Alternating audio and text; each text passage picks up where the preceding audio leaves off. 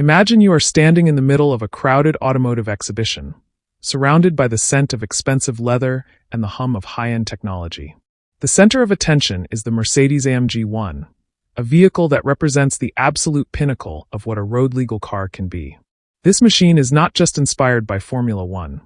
It literally contains the 1.6-liter V6 hybrid power unit from the Mercedes-AMG Petronas F1 team. The crowd is silent, waiting for the moment when the driver presses the ignition button to let the world hear the scream of a championship-winning engine. The button is pressed, the dashboard flickers to life, but instead of a roar, there is only a faint clicking sound or the whirring of a fan. The engine refuses to fire. This specific scenario has played out in front of cameras and VIPs multiple times, turning a moment of triumph into an awkward mechanical standoff that highlights the extreme difficulty of bridging the gap between a professional racetrack and the public road. The technical reason for these failures lies in the fundamental physics of how a Formula One engine operates. In a standard passenger car, you turn a key and the motor starts regardless of whether it is freezing outside or if the car has been sitting for weeks. A Formula One engine, however, is built with such incredibly tight tolerances that the metal components are essentially seized together when they are cold. In a race garage, engineers have to circulate preheated oil and coolant through the block for a significant amount of time before the pistons can even move freely. While Mercedes developed a complex software system to handle this for the AMG ONE, the car remains incredibly sensitive to temperature. If the internal sensors detect that the thermal expansion of the engine components is not perfectly uniform, the onboard computer will physically prevent the car from starting to avoid a catastrophic mechanical failure that could cost hundreds of thousands of dollars to repair. Beyond the thermal issues, the complexity of the hybrid handshake is a common point of failure during these public attempts. The car uses 4 different electric motors and a high-voltage battery system that must align perfectly with the internal combustion engine. When the car is being moved for displays or shows, it is often shuffled around using only its electric motors.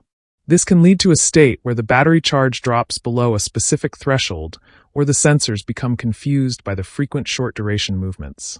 If the car's central nervous system detects even a minor voltage fluctuation or a sensor disagreement, it triggers a safety lockout. For the engineers on site, this creates a frustrating paradox where the car is technically functional, but the software refuses to allow the ignition sequence because it cannot guarantee 100% safety for the sensitive hybrid components. The public reaction to these incidents often oscillates between mockery and fascination. It is easy for a casual observer to laugh at a $3 million hypercar that cannot do the one thing a basic economy car does every day.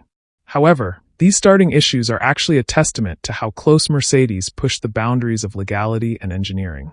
To make an engine that idles at 5,000 revolutions per minute on a racetrack operate at a quiet 1,200 revolutions per minute for street emissions, while also meeting modern reliability standards, required years of delays and thousands of hours of coding. When the car fails to start at a show, it is often the software doing its job too well, prioritizing the long-term health of a fragile masterpiece over the immediate gratification of a crowd. Ultimately, the Mercedes-AMG ONE starting failures serve as a reminder that the car is more of a laboratory on wheels than a traditional vehicle. Every time it refuses to start, it highlights the friction between the raw, violent nature of professional racing and the sanitized, controlled environment of the modern luxury market. While it may be embarrassing for a brand like Mercedes to have their flagship car pushed off a stage by hand, it underscores the reality that they did not build a fake supercar with a body kit.